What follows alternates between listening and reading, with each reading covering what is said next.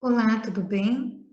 Meu nome é Lucy, sou voluntária do Centro Firmina, do Redenção e também do Centro Espírita Ângelo Lorenzetti, no Jardim Universal, uma casa ainda em construção. Que Jesus possa nos envolver na aula de hoje, nos trazendo à luz do seu Evangelho, especialmente sua bênção, para falar de sua infância e juventude. Que assim seja. A aula de hoje tem como referência os capítulos 7, 8 e 9 do Redentor. Façam a leitura para terem outros conhecimentos da estrutura da cidade, da população, da organização do templo, da política. Eu vou me ater mais na narrativa de Lucas para falar da infância de Jesus, especialmente o capítulo 2, dos versículos 39 a 52. Então, a nossa outra referência é a Bíblia. Vamos começar? Bom, apenas Lucas, junto com Mateus, nos dá alguma informação sobre o nascimento e a infância de Jesus. Marcos e João omitem essas informações. A razão para isso é que os evangelhos não são biografias. Biografias apresentam uma vida completa do biografado, desde o seu nascimento até a morte. Os evangelhos são a respeito da pessoa de Jesus e da sua obra. Os evangelistas que nos deram os 4 evangelhos estavam mais preocupados em selecionar os fatos conhecidos a respeito de Jesus. Fatos que eles testemunharam, que eles pesquisaram, através de entrevista, da conversa, com aqueles que testemunharam aqueles eventos e aquelas palavras que contribuíram ou agregaram valor proposto. Qual era o objetivo? O objetivo, na verdade, era apresentar Jesus como o Filho de Deus, o Salvador esperado pelos judeus. Lucas tem 2 capítulos sobre o nascimento de Jesus e a sua infância, e 20 e poucos que se concentram na sua vida adulta, particularmente na sua última semana em Jerusalém, quando ele foi traído, morto e ressuscitou. Os versículos de 39 a 40 nos traz um resumo da infância de Jesus entre 40 dias e 12 anos. Aos 12 anos, Jesus faz sua segunda visita ao templo, narrado nos versículos 41 e 52. E depois há uma lacuna de mais de 18 anos, quando Jesus é batizado por João Batista nas águas do Rio Jordão. Então, como foi a infância de Jesus? O que o evangelista Lucas nos narra? Vamos relembrar. A primeira visita de Jesus ao templo foi para ser apresentado ao Senhor. Segundo a lei de Moisés, todo filho primogênito pertencia a Deus. Nessa ocasião, também se fazia a purificação da mãe e se oferecia um cordeiro, ou quem era pobre podia oferecer 2 rolas ou 2 pombinhos. Nessa ocasião, ele também é reconhecido por 2 testemunhas como o Messias, por Simeão, que era um homem justo e piedoso, do qual teve a revelação pelo Espírito Santo que só morreria após conhecer o Messias, e por Ana, a profetisa, uma anciã que vivia servindo a Deus noite e dia. E então, Lucas narra nos versículos 39 e 40. E quando terminaram tudo, segundo o que mandava a lei do Senhor, voltaram a Galiléia para a sua cidade de Nazaré. Entretanto, o menino crescia e se fortificava, estando cheio de sabedoria, e a graça de Deus era com ele. O texto nos diz que a família voltou para sua cidade de Nazaré, na Galiléia, que lá Jesus crescia. Crescia tanto fisicamente, saudável, ele crescia e se fortalecia, Espiritualmente, se enchia de sabedoria e aprendia as coisas de Deus, e com a presença divina, que era a graça de Deus que o acompanhava em seu crescimento e o guiava em seu desenvolvimento. Lucas nos mostra Jesus como perfeitamente humano, sujeito às regras do desenvolvimento humano. Ele aprendeu a engatinhar, a andar, a falar. Esteve sujeito às leis morais e às leis do desenvolvimento humano. Tem como alvo mostrar que Jesus era um de nós. Ele era plenamente humano, carente nessa fase dos cuidados e proteção de pai e de mãe. Durante esses 12 anos, Jesus aprendeu as tarefas normais e a profissão do pai, José, que era carpinteiro. Aprendeu o Antigo Testamento com seu pai e sua mãe, assim como as demais crianças judias da época que também aprendiam com os pais, e provavelmente na escola, onde ele aprendeu a ler e foi alfabetizado. Embora aparentemente Jesus superava todas elas em conhecimento. O que poderia distinguir Jesus das outras crianças era o seu caráter santo, piedoso, menino obediente, e se acompanhado de perto, não faria nada que pudesse ser qualificado como pecado, porque, de fato, Jesus era perfeito. Mas Lucas deixou lacunas, e a curiosidade levava as pessoas a suprir essas lacunas com histórias muitas vezes lendárias. Nós vamos encontrar mais de 140 obras consideradas apócrifos. Apócrifo quer dizer oculto, não se sabe realmente quem escreveu. A igreja não considerou sagrado por não terem sido escritos pelos apóstolos. O Novo Testamento contém os livros escritos entre 70 e 100 anos após a passagem de Jesus. As obras apócrifos foram escritas entre 200 e 300 anos após a passagem de Jesus. O fato é que a igreja nunca aceitou essa literatura como sendo inspirada por Deus. Dessas obras, nós temos 8 que falam da infância de Jesus. 4 obras mais se destacam. O Evangelho de Tiago, que não foi escrito por Tiago. O mesmo com o Evangelho de Mateus, que também não foi escrito por Mateus. A história de José o carpinteiro e o Evangelho árabe da infância de Jesus. Para dar alguns detalhes dessas obras, pintavam Jesus como um menino bonito, travesso, que ficava com raiva dos outros meninos, mas que era exemplar, em casa como filho, ajudava nas tarefas domésticas, era obediente, um menino muito especial. Era ele quem liderava as orações e os jejuns quando se sentava à mesa, era ele quem puxava as orações e não José. E quando Jesus jejuava, todos jejuavam. Ele transformou os amigos em ovelha. Uma vez Jesus encontrou um passarinho morto e o ressuscitou. Ele fez grão germinar e flores desabrochar. A água que Jesus tomava, banho, Maria usava como para curar os enfermos. Que Jesus era especial, não temos dúvida disso.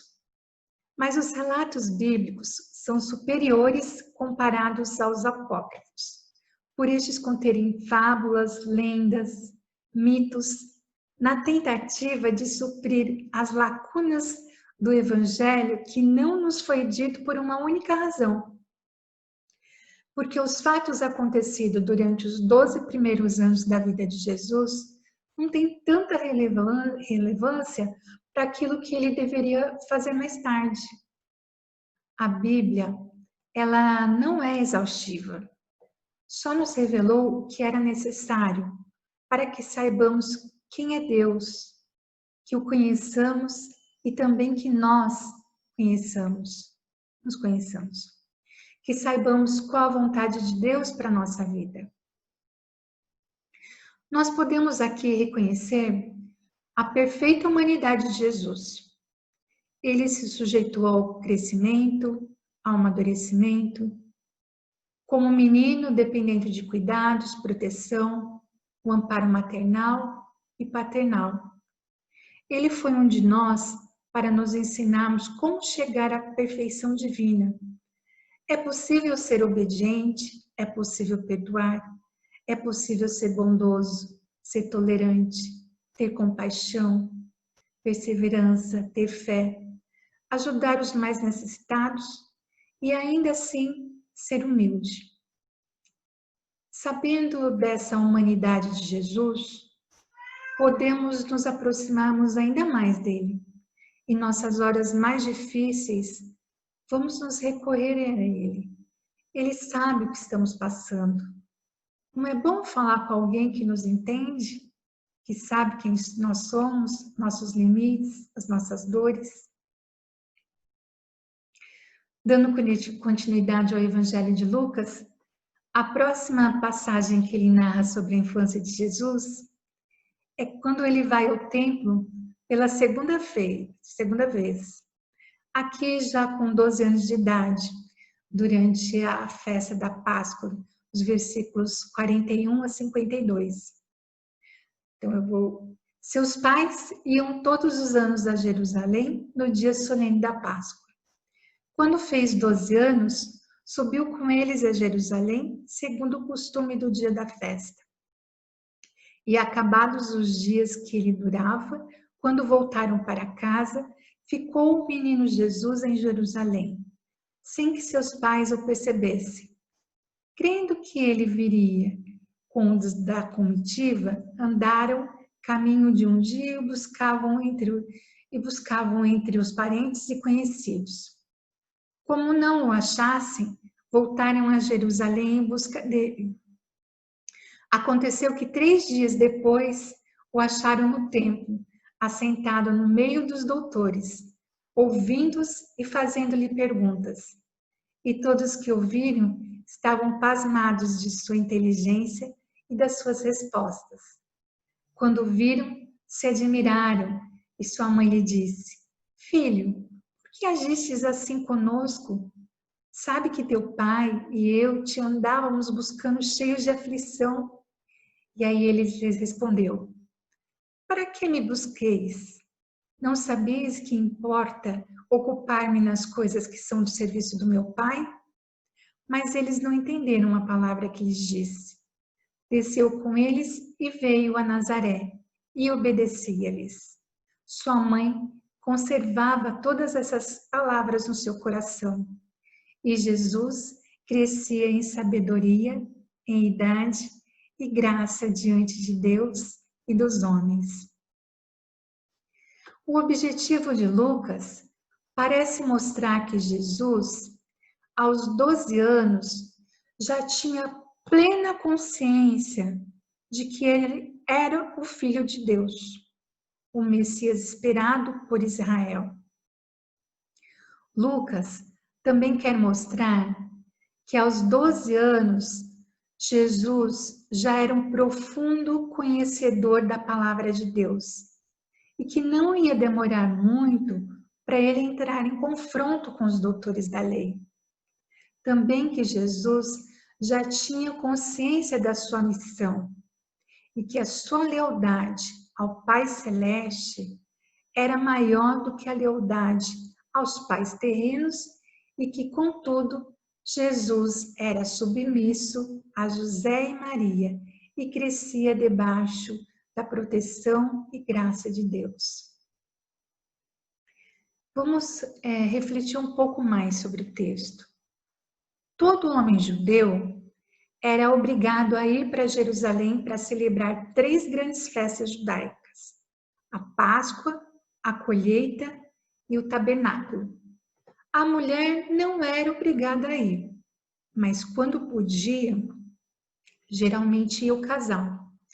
Embora fosse obrigado o homem judeu a participar das 3 festas, Na prática, por causa da distância, dos custos e da dificuldade, os judeus acabavam indo uma vez, e essa vez se concentrava na festa da Páscoa, que era a maior e a mais concorrida, e porque essa era a festa que celebrava a libertação dos judeus da escravidão do Egito.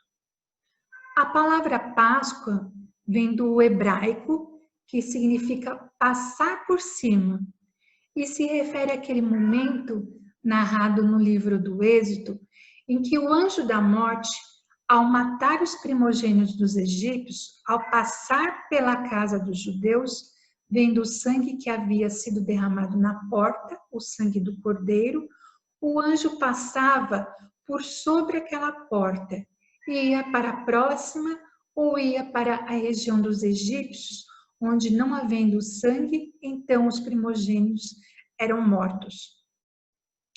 A Páscoa então celebrava esse passar por cima, esse livramento, e era motivo então de alegria.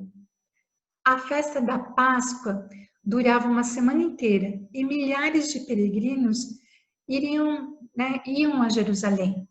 A cidade na época cabia entre 65 mil e 70 mil, e esse número se multiplicava tal a quantidade de peregrinos que iam celebrar durante uma semana a libertação de Israel do jugo da escravidão e da praga da morte dos primogênitos. José e Maria costumavam ir todo ano, e dessa vez vai com ele Jesus. Por que Jesus só foi aos 12 anos? Porque aos 12 anos, um menino judeu se tornava filho da lei, ou como hoje no judaísmo moderno é chamado, filho da aliança, e tem inclusive um cerimonial a respeito disso. A partir desse período, a criança judaica passava a ser treinada na lei, aprendia a jejuar, aprendia a participar das reuniões da sinagoga, das festas em Jerusalém, e aprende uma profissão. No caso de Jesus, a profissão era o carpinteiro, porque era a profissão do seu pai. Ou seja, aos 12 anos, ele debutava na sociedade. Ele era oficialmente reconhecido como homem, como judeu, debaixo da lei, responsável por guardar todas as obrigações. É possível imaginar nesse momento Jesus como homem, não indiferente às nossas emoções, como estava no coração. Como estava o coração dele? Ele caminhando com a sua família, seus vizinhos, às vezes a vida inteira, juntos na peregrinação, uma caravana, indo em direção ao templo, à casa de seu pai. A essa altura, Jesus já sabia da sua missão, já sabia quem ele era, como ele estava ao participar das festas, as instruções dadas pelos sacerdotes e rabinos. O versículo 43 narra que determinada semana os seus pais voltaram para Nazaré e naturalmente imaginavam porque Jesus sempre imaginava que porque Jesus sempre foi um menino obediente, que ele estaria no meio dos outros meninos, no meio da caravana. Ninguém prestou atenção. Os pais não se preocuparam porque Jesus era previsível. Então foi só à noite, provavelmente quando a caravana parava, e aí cada família se reunia com o seu núcleo familiar, que de repente perguntaram de Jesus. Um dia de viagem era aproximadamente entre 20 e 30 quilômetros, ou mais. Procuraram entre os familiares e ninguém sabia onde estava Jesus. Restava a possibilidade de que ele havia ficado em Jerusalém. Depois de 3 dias, e finalmente, quando chegam ao templo, acharam Jesus sentado no meio dos doutores, ouvindo e interrogando. E Jesus estava lá sentado entre os doutores. Os seus pais estavam admirados porque Jesus estava em diálogo com os rabinos, seguindo o mesmo método deles, de perguntas e respostas. Era assim que os mestres das leis instruíam seus pupilos, seus discípulos naquela época. O texto narra que os doutores da lei estavam espantados com a inteligência de Jesus. No texto redentor, podemos ver algumas respostas de Jesus. Mas o que Jesus perguntou? Quem sabe aquelas palavras que ele mesmo responderia, que mais tarde ele mesmo fez. Qual o maior mandamento da lei? Quem é o meu próximo? Quem é minha mãe, meus irmãos? São perguntas que depois vão ressurgir nas pregações de Jesus e podemos até pensar que ele já havia feito uma prévia com os doutores da lei. O fato é que essas questões ou outras, os mestres estavam impressionados com a inteligência daquele menino que mal havia sido matriculado no primeiro ano da escola rabínica e já mostrava tanto conhecimento das escrituras e interesse pelas coisas de Deus. Então chega Maria e José, estavam maravilhados com a conversa, ou por Jesus apresentar tamanha sabedoria, ou por ele ser o centro das atenções. Quando Maria questiona por que Jesus fez isso com eles, a resposta dele mostra que ele tem consciência da responsabilidade com o Pai Celestial e não com os pais terrenos. Jesus não quis ser rude, mas questionar os pais por que demoraram tanto para achá-lo. Não seria, talvez, óbvio que ele estaria cuidando dos interesses do Pai, do seu Pai Celestial? Que o primeiro lugar do qual eles deveriam procurar era o templo? A pergunta deveria pressupor que Maria e José já sabiam quem era Jesus, qual era a sua missão. Mas apesar disso, eles não compreenderam. Apesar da visita dos pastores, o aparecimento dos anjos, o testemunho de Simeão e da Ana, talvez porque essas coisas haviam acontecido há 12 anos atrás. Jesus não era insubmisso. E então ele volta com os pais para Nazaré. Um parêntese é que essa última menção, essa é a última menção a respeito de José. Daí para frente ele não aparece mais nos evangelhos. O versículo 52 termina: e Jesus crescia em sabedoria, em idade e graça diante de Deus e dos homens. Esse verso resume os próximos 18 anos da vida de Jesus, até o seu batismo por João Batista no Rio Jordão. Jesus adquiriu gradualmente a consciência de que era filho de Deus. Não é possível saber quando ele teve essa consciência, a consciência da sua missão. O fato é que ele levou 30 anos se preparando para, em 3 anos, mudar o mundo. Aguardava o tempo dado pelo Pai Celestial. Mesmo Jesus teve que passar pelo processo normal e natural do crescimento. Por isso, nós devemos também sermos pacientes. Deus ainda não terminou conosco. Às vezes, ficamos impacientes, esperando que Deus nos atenda prontamente. O próprio Filho de Deus se sujeitou a crescer 12 anos, depois mais 18, para os 30 anos ele começar a fazer a obra de redenção. E às vezes nós queremos que Deus faça a nossa vontade amanhã. Deus está trabalhando em nossas vidas e sabendo dessa humanidade de Jesus, podemos nos aproximar ainda mais dele. Ele passou por todas as experiências para nos servir de exemplo. Sabe todas as nossas dificuldades de ser criança, de ser jovem, de ser adulto e ainda a solidão da velhice, pois seu espírito é um ancião. Jesus nos aproxima de Deus. Ele encurta as distâncias. Ele mostra o quanto nos é possível sermos melhores para nós e para o mundo.